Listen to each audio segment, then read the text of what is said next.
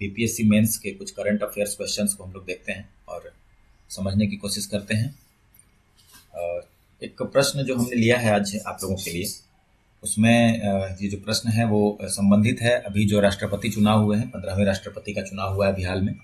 आप लोग जानते हैं द्रौपदी मुर्मू जो अनुसूचित जनजाति समाज से आती हैं, उनका निर्वाचन हुआ है और इससे एक सवाल जो है वो बीपीएससी मेंस में आने की संभावना है। ये हो सकता है कि संभावना का मतलब ये होता है कि क्वेश्चन आ सकते हैं। संभावना का मतलब ये कतई नहीं है कि आपको यही क्वेश्चन पूछा जाएगा।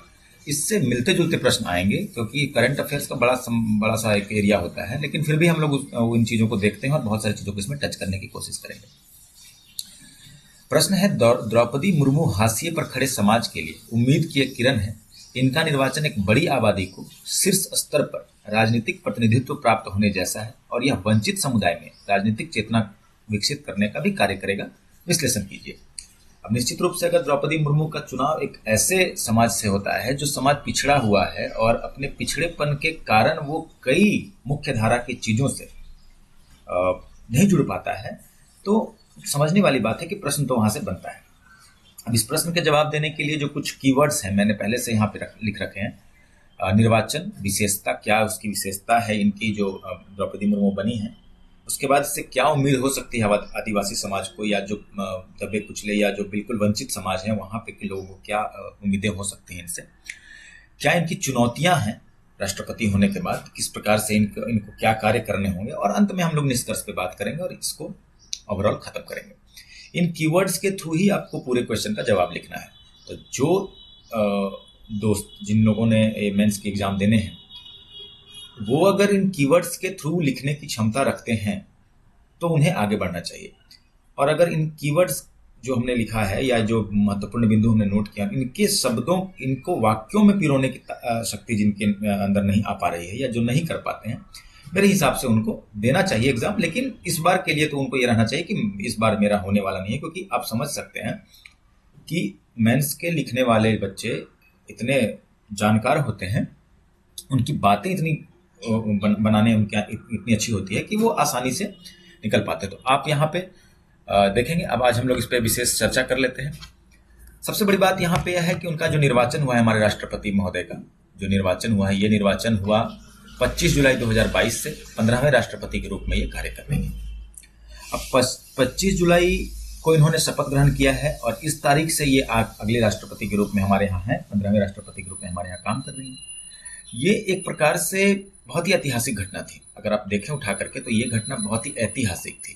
हम कुछ शब्दों को यहाँ पे लिख भी देंगे जो आप यूज़ कर सकते हैं अपने जवाब में। एक बहुत ही बड़ी ऐतिहासिक घटना थी और इस ऐतिहासिक घटना ने बिल्कुल भारत के, विश्व के सबसे बड़े लोकतंत्र को गौरवान्वित करने का काम किया। आप समझ सकते हैं कि एक महिला का राष्ट्रपति पद पे होना भारत में निश्चित रूप से एक बहुत ही अच्छा क्षण था, जो क्या कहा सकता है, गौरव करने वाला क्षण था।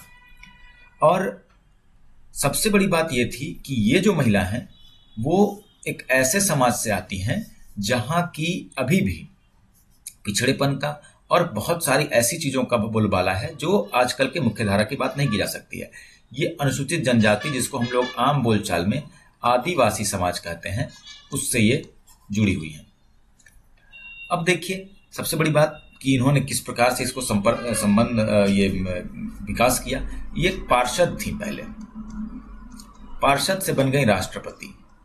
ये कहानी कहती है कि एक महिला के संघर्ष और उसके जुनून की, और ये कहीं ना कहीं आपको भी मोटिवेट करने की बात हो सकती है कि किस प्रकार से अगर हम संघर्ष करें, अगर हम अपने कार्यों के प्रति जवाबदेह रहें और ईमानदार रहें, तो हम किसी भी पद पर, किसी भी चीज पर अपनी फतह पा सकते हैं। अब ध्यान से देखने वाली बात यह है कि द्रौपदी मुर्मू जो थी वो झारखंड की पहली महिला राज्यपाल थी। यहाँ मैंने लिख दिया है, झारखंड की पहली महिला राज्यपाल थी द्रौपदी मुर्मू। ये इनकी विशेषताओं के अंदर आ जाएगा। ये दूसरी महिला राष्ट्रपति हैं। पहली महिला राष्ट्रपति का नाम आप लोग कमेंट बॉक्स में जरूर लिखिएगा। जानते हैं आप लोग पहली महिला राष्ट्रपति कौन है भारत की? बताइए। चलिए मैं लिख ही देता हूं। पहली महिला राष्ट्रपति हैं प्रतिभा देवी सिंह पाटिल, ठीक है। और दूसरी महिला हो गई राष्ट्रपति हमारी द्रौपदी मुर्मू जी, महामहिम द्रौपदी मुर्मू जी। जनजातीय समुदाय से प्रथम व्यक्ति हैं जो महिला हैं, जो राष्ट्रपति हैं, वो महिला पुरुष किसी भी मामले की बात कर सकते हैं हम लोग। ये जनजाति समुदाय की पहली ऐसी व्यक्ति हैं जो राष्ट्रपति हैं। उड़ीसा राज्य से भी पहली ऐसी व्यक्ति हैं जो राष्ट्रपति पद तक पहुंची हैं, और साथ ही साथ आजाद भारत में जन्म लेने वाली भी पहली राष्ट्रपति यही हैं, और सबसे कम उम्र की राष्ट्रपति हैं। ये करंट अफेयर्स प्रीलिम्स के भी बन सकते हैं कि आजाद भारत में जन्म लेने वाले पहले राष्ट्रपति कौन थे। तो प्रश्न कई प्रकार के दिमाग में आ सकते हैं, कई तरह के उत्तर दिमाग में आ सकते हैं। तो उसमें यहाँ याद ध्यान देने वाली बात है कि आजाद भारत में जन्म लेने वाली पहली और सबसे कम उम्र की राष्ट्रपति बनी है श्रीमती महामहिम देवी द्रौपदी मुर्मू जी। ठीक है। अब सबसे बड़ी चीज क्या है कि यहाँ हम लोगों के यहाँ एक सबसे बड़ी समस्या आती है कि इतने बड़े पोस्ट पर चलेगा तो क्या हो गया, राष्ट्रपति का पद तो प्रतीकात्मक है, यहाँ तो कोई शक्तियां हैं नहीं, नाम मात्र की शक्तियां हैं। लेकिन अगर उन नाम मात्र की शक्तियों का ढंग से विश्लेषण किया जाए, आप अगर जाकर के पॉलिटी के आज चैप्टर को बढ़िया से देखें और उनकी ताकतों के बारे में देखें, तो निश्चित रूप से राष्ट्रपति को कई सारी ऐसी ताकतें प्राप्त हैं जो कि उन्हें एक ताकतवर इंसान के रूप में, भारत के राष्ट्रपति के रूप में प्रतिस्थापित करती भी है। कई ऐसी शक्तियां, जैसे अगर आप किसी विधेयक की बात कर सकते हैं, बहुत सारे ऐसे विधेयक हैं जो बिना राष्ट्रपति की अनुमति के आप ला ही नहीं सकते। अब सबसे बड़ी बात है कि वो उनके पास वीटो पावर है, उनके पास क्षमादान की शक्ति है। ये सब सिर्फ राष्ट्रपति के पास है। वो राष्ट्रपति अपने विवेक से काम करता है वहां पे किसी का कोई सलाह नहीं।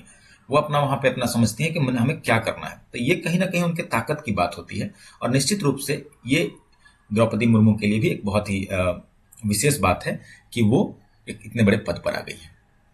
ये इनकी भूमिका की इतना सारी बात जो हम लोगों ने की, जो मैंने आपको कहा, आप इन शब्दों को, इन बातों को अपने हिसाब से लिख सकते हैं भूमिका में।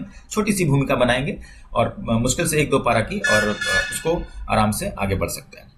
अब दूसरी इस क्वेश्चन की बात है, सबसे बड़ी बात यहाँ उम्मीद की बात करता है, और किसके हाशिए पर खड़े समाज के लिए उम्मीद की किरण है। ये बात अब हम लोग इस पर चर्चा करेंगे।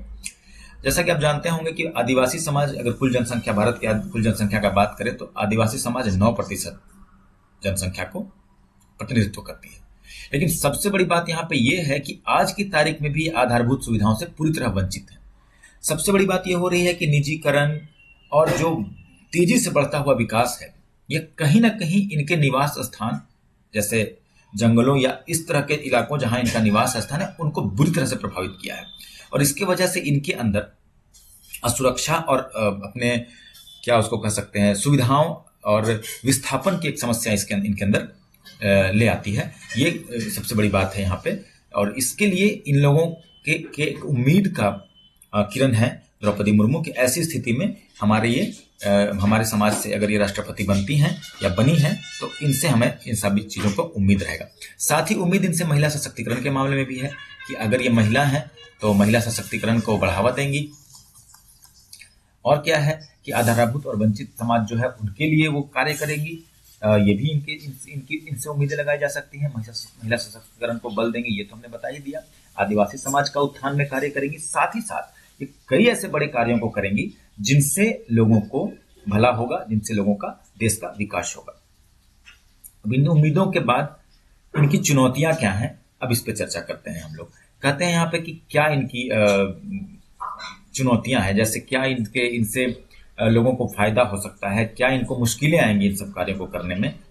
जैसे यहाँ पे प्रश्न है, इनका निर्वाचन बड़ी आबादी को शीर्ष स्तर पर राजनीतिक प्रतिनिधित्व प्राप्त होने जैसा है। यह वंचित समुदाय में राजनीतिक चेतना विकसित करने का भी कार्य करेंगी।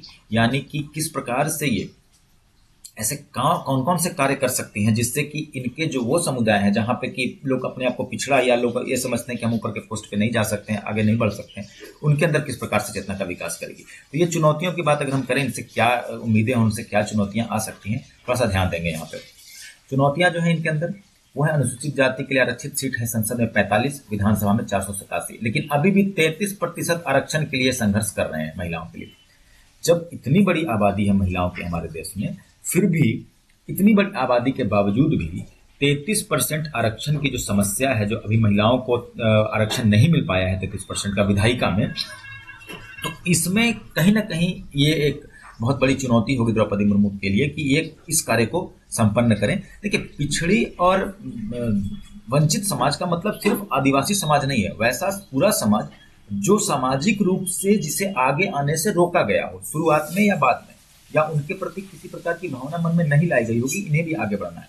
तो ऐसे कंडीशन में हम महिलाओं की भी बात कर सकते हैं कि वो 33% आरक्षण की समस्या से लगातार जूझ रही हैं, उन्हें मिल नहीं पा रहा है विधायिका के अंदर, जबकि इनकी आबादी ठीक ठाक है। अगर हम आज के हाल के की बात करें तो विश्व आर्थिक मंच के जो एक जारी करती है लैंगिक अंतराल, उसमें भारत का स्थान 146 देशों में 135वां है। यह भी एक डरावना आंकड़ा है जो दिखाता है कि महिला कितनी पिछड़ी हुई है या महिलाओं में भारत में लैंगिक असमानता कितनी है,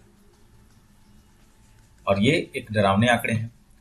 अगर श्रम बल की बात करें तो महिलाओं की भागी 22.3% है, अगर हम लोग यहाँ पे देख सकते हैं। तो ये सारी चुनौतियां हैं इनकी कि इस सारे कंडीशन में इन डरावने आंकड़ों के संबंध में आर्थिक, राजनीतिक और लैंगिक असमानता को दूर करने के लिए क्या कार्य कर सकती हैं श्रीमती द्रौपदी मुर्मू जी, और इन्हें क्या करना चाहिए जिससे कि ये जो असमानताएं हैं, ये जो दिक्कतें हैं, इन्हें ठीक किया जा सके। साथ ही साथ आदिवासी समाज के विस्थापन, असुरक्षा की भावना और उन्हें जो दिक्कतें आ रही हैं आगे बढ़ने में, उसको किस तरह से ये क्लियर करती हैं, ये इनके पास बहुत बड़ी चुनौती है। और यही उम्मीदें लगा करके बैठे हैं लोग इन पे, इनसे ये किस प्रकार से आगे बढ़ेंगे। अगर निष्कर्ष की बात करें तो निष्कर्ष में हम देख सकते हैं कि आप सबसे बड़े अगर हम लोग पहले ये ध्यान दें कि भारतीय संविधान के प्रावधानों का अवलोकन करने के बाद हमें ये पता चलता है कि राष्ट्रपति एक रबर स्टैंप है। ऐसा लोगों ने कहा हुआ है, राष्ट्रपति रबर स्टैंप। लेकिन आप देख सकते हैं कि ये भारत के प्रथम नागरिक भी हैं। रबर स्टैंप की बात बाद में, राष्ट्रपति भारत के प्रथम नागरिक होते हैं। देशों विदेशों में किए जाने वाले समझौते इन्हीं के नाम पे होते हैं, सारे समझौते यही करते हैं। जितना भी प्रधानमंत्री को ताकत हो यही रहेंगे, ठीक है ना। अगर अनुसूचित 5 और 6 की बात की जाए, अनुसूची 5 और 6 के अंतर्गत जितने भी संरक्षित क्षेत्र हैं उनका मुख्य प्रशासक यही है। संरक्षित क्षेत्रों के मुख्य प्रशासक यही है, क्षेत्रों के मुख्य प्रशासक, यानी कि कुल मिलाकर के ताकतवर इंसान तो हैं ही। और खासतौर पर अगर द्रौपदी मुर्मू के संदर्भ में बात करें तो ये कठोर संवैधानिक शख्सियत रखने वाली व्यक्ति हैं। आज तक इन्होंने जहां भी काम किया अपने फैसलों के कारण बिल्कुल इन्होंने अपनी शख्सियत अच्छी बनाई है, और इसके कारण दुनिया के सबसे बड़े लोकतंत्र में इन्हें अच्छे कार्यों के करने का इनमें ताकत है, इनमें शक्ति है, इनमें सक्षम है ये कि उन कार्यों को कर सकें। और निश्चित रूप से उम्मीद है कि दुनिया में ये भारत के लिए ये अच्छे कार्य करेंगी और भारत को आगे बढ़ाएंगी। तो कुल मिलाकर के आप इन चीज़ों को, इन कीवर्ड्स को और जो कुछ भी मैंने बताया उन सब चीज़ों को अगर आप अपने हिसाब से जोड़ सकते हैं या कुछ चीज़ें इसमें और खुद से भी ला सकते हैं तो आपके लिए बहुत बेहतर होगा। और हमें ऐसा लगता है कि हमने जो आप लोगों को बताया है ये आप लोगों के लिए बहुत उपयोगी साबित हो सकता है। अगले क्वेश्चन के लिए फिर अगले वीडियो पर आप आएंगे। दूसरा क्वेश्चन हम लोग अगले दिन करेंगे, और आप कोशिश करें कि इसे लिख करके ग्रुप में डालने की कोशिश करें। ग्रुप में जरूर डालें कि आपने क्या लिखा हुआ है, और उसके बाद उसके करेक्शंस वगैरह आप लोगों को ग्रुप में ही प्रोवाइड करा दिए जाएंगे। अगले प्रश्न तक के लिए उम्मीद करते हैं आप निश्चित रूप से मेंस का क्लियर करेंगे, और मेंस क्लियर करके एक पदाधिकारी बनने का अपना सपना जरूर पूरा करेंगे।